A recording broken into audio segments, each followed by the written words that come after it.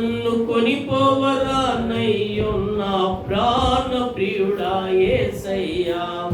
గగనము చీల్చుకొని గనులను తీసుకొని నన్ను